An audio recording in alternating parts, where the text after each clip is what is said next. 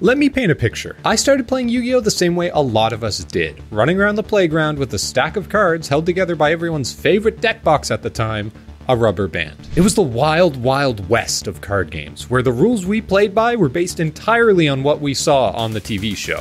So in other words, there weren't really any rules at all. When all we have to go off is Yugi attacking the moon, what did you think was going to happen? Most of our games just boiled down to how well we were able to convince our opponent that we deserved to win, regardless of what the cards actually said. But little did we know, while we were slinging our cards at recess, there existed a competitive community for Yu-Gi-Oh! That was exploding in popularity. This was not just a game for kids, and card shops around the world were full of adults developing strategies to dominate the real, actual rules of Yu-Gi-Oh!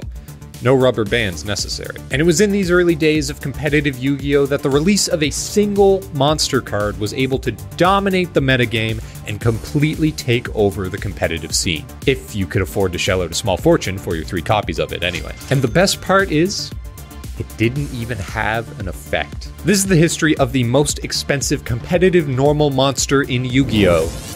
Mechanicalchaser.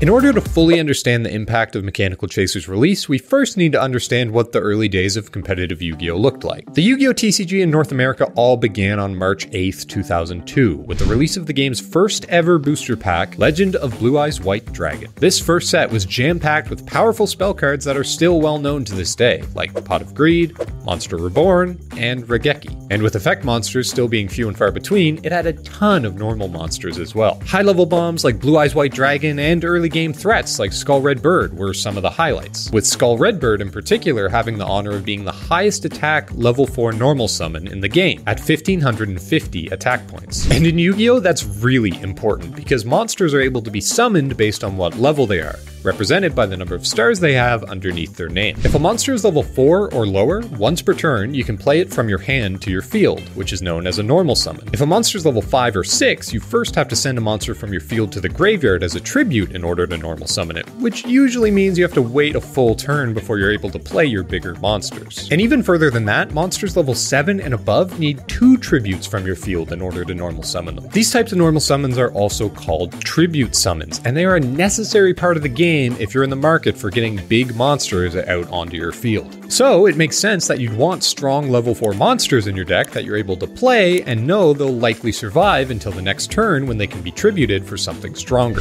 And like I mentioned, Skull Redbird's 1550 attack was the strongest level 4 in the game, meaning it had a good chance to kill something your opponent controlled and also survive until your next turn so you could tribute it. And I know what you might be thinking. Wow! This is great! I cannot wait to fill my deck with Skull Red Birds. That's not how it works. In Yu-Gi-Oh! You can only play 3 copies of any single card in your 40-card deck. So, even though Skull Redbird was the best, cards like Uraby and Celtic Guardian were still quite often used just to help fill out the deck, even though they were just worse versions of Skull Redbird in every single way. Except maybe the card art. But that's not all Legend of Blue Eyes White Dragon had to offer. There was also some great defensive tools you could use at the time. Cards like Giant Soldier of Stone, Aqua Mador, Spirit of the Harp, and Mystical Elf all had 2,000 defense points at level 4 or lower, meaning that by setting them in defense mode on your first turn, they were almost guaranteed to survive until your next turn, unless your opponent wanted to use a spell card to destroy them anyway. You also had access to Swords of Revealing Light, which would stop your opponent from attacking you for 3 turns, giving you plenty of time to play monsters or traps and set up for a counterattack. But there was one other problem with this early card pool. The only decent level 5 or 6 single tribute monster was Curse of Dragon, and it only had 2,000 attack points. Sure, it was stronger than all these Skull Redbirds running around, but it also means it wasn't actually able to destroy any of these 2,000 defense monsters, since you need more attack than the defense you're attacking into to destroy the card. And all the other level 5 or 6 monsters in the set are just worse than all these other cards we've talked about, so they aren't even really worth mentioning. At this point in the game, you were really better off trying to tribute summon with 2 monsters and pool your resources with a Dark Magician or a Blue Eyes White Dragon summon.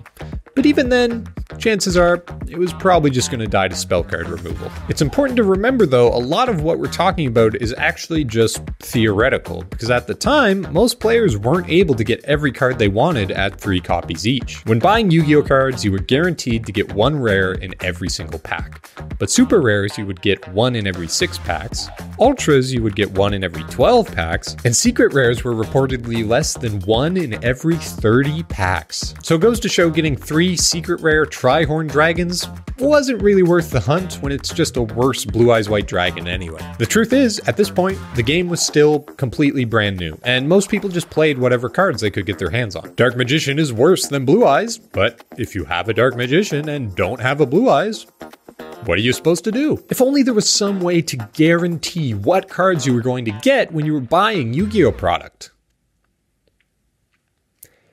Enter Starter Deck Yugi and Kaiba. Starter Deck Yugi and Starter Deck Kaiba released less than a month after the original Legend of Blue Eyes set on March 29th, 2002. And to say these decks changed the game, well, that would be the understatement of the century. These decks each contained their own list of 50 guaranteed cards, and each deck had its own pros and cons. Yugi's deck had powerful cards that were previously only super rares, like Dark Hole and Trap Hole, and the best effect monster at the time, Man-Eater Bug. But it also had powerful new cards. And for our purposes, we need to talk about the new strongest normal summon, Neo, the Magical Swordsman. This monster had a whopping 1,700 attack points, which is unlike any level 4 we had seen so far. It's hard to believe, but after a few short weeks, Skull Redbird? Nah, that's old news now. But Yugi didn't only give us Neo, no. Now we actually had a reason to tribute with only one monster, with the release of the almighty Summoned Skull. Summoned Skull is a level 6 normal monster with 2,500 attack points, meaning it's just as strong as the 2 tribute monster, Dark Magician. This was insane for the time, and Summoned Skull became the most popular single tribute monster for many, many formats to come. So Yugi's deck was clearly pretty strong, but what about Kaiba's? Well, Kaiba's deck also had very powerful cards, but kind of in the opposite way. Kaiba's deck also received powerful reprints like Trap Hole and Dark Hole, as well as a powerful level 4 1,700 attack monster with Battle Ox. He also received a single tribute level 6 monster with Judge Man, but at 2,200 attack instead of 2,500 like Summoned Skull, it wasn't really much of a contest. That being said though, Kaiba did gain the edge in a big way, because he now had the single strongest level 4 normal summon in the game. Lejin, the Mystical Genie of the Lamp, had 1,800 attack points. Immediately towering over both Neo and Battle Ox upon release, it was clear Lejin was going to be the king of this new starter deck format. And he was. Starter Deck Kaiba had the strongest non-tribute monster in the game, and Starter Deck Yugi had the strongest single tribute monster in the game, meaning both had competitive merit and honestly made both decks a must-have for any competitive players. And it's also really important that these cards all came out in these starter decks. Instead of playing the lottery with the rarity system like Legend of Blue Eyes packs had you doing before, now anyone who wanted these strongest cards in the game could get them pretty easily. All of these cards were at the forefront of the meta, and none of them were really that expensive because they were so accessible. And because everyone had them, Lejin, Neo, and Battle Ox would continue to be the go-to level 4 normal summons in pretty much everyone's deck, all the way through to the release of the next core booster set, Metal Raiders. Metal Raiders released on June 26, 2002, and it gave us a couple new strong monsters to play with. First, there was 7 Colored Fish, another 1,800 attack level 4 that allowed Neo and Battle Ox to start slowly fading out of deck lists in favor of this copy of Lejin. The other level 4s of note in this set are Jurai Gumo and Dark Elf, both of which had such high attack points they were given drawbacks as their effects to balance them out. And although it might be easy to look back now and say we'd put 3 Jurai Gumos in all of our decks, at the time, a lot of players didn't end up using him because they thought the drawback of gambling away half your life was too steep. Dark Elf did see a bit more experimentation since the drawback wasn't as severe as Jurai Gumo, but since the game was so battle-focused, a lot of people just opted to not take any extra damage and play vanilla 1800s instead. I guess back then it was just too early to understand that the only life point that matters is your very last one. So now we have Lejin and 7 Colored Fish as the kings of our level 4 normal summon, and that was the way it stayed for the next couple months. But there was one other thing that was changing in Yu-Gi-Oh! Besides just the card pool. This wasn't just some niche card game from a TV show anymore. This was a full-blown phenomenon. The Yu-Gi-Oh craze was taking the world by storm at this point, and Yu-Gi-Oh was quickly becoming one of the most recognized TCGs in the entire world. This game showed no signs of slowing down, and in fact, to help keep the ball rolling and incentivize players to go to their local stores for tournaments, card shops started being given what are known as tournament packs. These unique 3-card mini packs were only able to be obtained by entering into officially licensed Yu-Gi-Oh tournaments at card shops. And the first of these packs started being given out on September 1st of 2002. These packs were intended to increase the interest in official Yu-Gi-Oh events and make it worth players' time to support their local store. But in practice, they actually ended up doing a lot of damage to the health of the game. With a pool of only 30 cards and 3 cards per pack, you would think it'd be pretty easy to get your hands on everything the tournament pack has to offer. But most of the cards in this pack were less than stellar. With cards like Blue Medicine and White Hole to pull from, it seemed like the tournament pack was mostly just designed to waste your time. That is, except for one card you could pull. And that one card is Mechanicalchaser. Mechanicalchaser is the 1850 attack point level 4 normal summon that we all knew had to show up eventually. But the problem was how unbelievably rare this card was. Mechanicalchaser was the only ultra rare in the tournament pack, with a pull rate of 1 in every 108 packs. And don't forget, these weren't just any old packs you could pull off a store shelf. You had to go to officially licensed tournaments in 2002 just to get one of these tournament packs with 3 cards in it. Meaning you would have to go to over 100 events just to have a decent chance to pull this card. And even then, nothing is guaranteed. Up until this point, everyone had really taken for granted how cheap Lejin and 7-Colored Fish were, considering they were the driving force behind most of the metagame for the last few months. Depending on the rest of your deck, you could play high-level Yu-Gi-Oh! For a pretty decent budget at this point. But that all changed with Mechanicalchaser. As of the first tournament pack, if you wanted to play the strongest level 4 normal summon in the game, you would now have to shell out over $200 per copy. And that's in 2002. In today's money,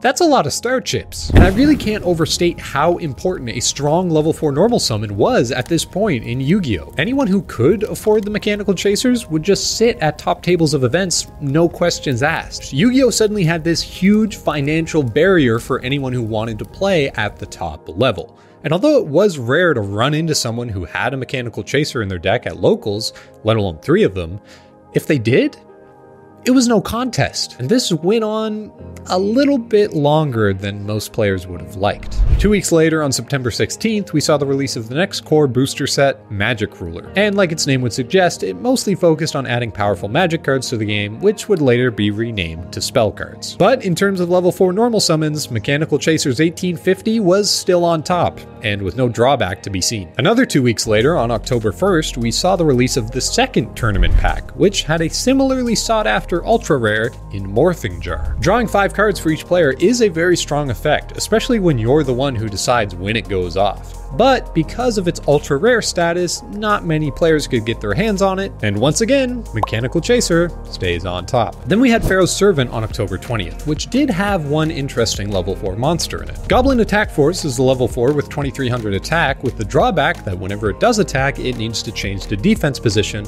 of which it has 0 defense points. People tried using Goblin Attack Force a little bit and mostly used it as a wall. Instead of the Mystical Elf and Giant Soldier of Stone of old, you would just play it in attack position instead of defense position. This was okay, but it didn't actually do anything to deal with your opponent's Mechanicalchaser, especially if on their next turn they were able to tribute it for the new level 6, Jinzo. Jinzo had 100 less attack than Summon Skull, but it came with the huge upside of not letting your opponent use trap cards once it was on the field. This was a great new card to play with, and for the first time, people actually had a single tribute monster to compare to Summon Skull. But looking at level 4, anyone who could play Mechanicalchaser still did. nothing changed. At this point, decks were starting to get crazy. Powerful spells, traps, and monsters were running all over the place. Yes, there was a Forbidden Limited list now, which kept some specific cards in line, but everyone knew that an 1850 monster with no attack had almost no chance of making it to the Forbidden Limited list. This means that players continued to be priced out of getting those premium Mechanicalchaser attack points, and it wasn't until March 1st of 2003 that players finally had a chance to get their hands on Mechanicalchaser. This was the release of Tournament Pack 3, which saw Mechanicalchaser reprinted as a super rare instead of an ultra. This meant you had a 1 in 18 chance to pull a Mechanicalchaser instead of the ridiculous 1 in 108 from Tournament Pack 1. So there we have it. Mechanicalchaser is now more readily available, and everyone can get their copies and enjoy having their level 4 1850s dominate the meta. Well, on the very same day as Tournament Pack 3, we also got a new core booster set called Labyrinth of Nightmare. And for the first time in 6 months, we received a level 4 normal monster with more attack than anything we'd ever seen. Gemini Elf with 1900 attack. This was the ultimate slap in the face, both to people who had complained for months about not being able to get Mechanicalchasers, and for people who actually spent the money on them. Gemini Elf was a secret rare card, meaning it was still relatively expensive.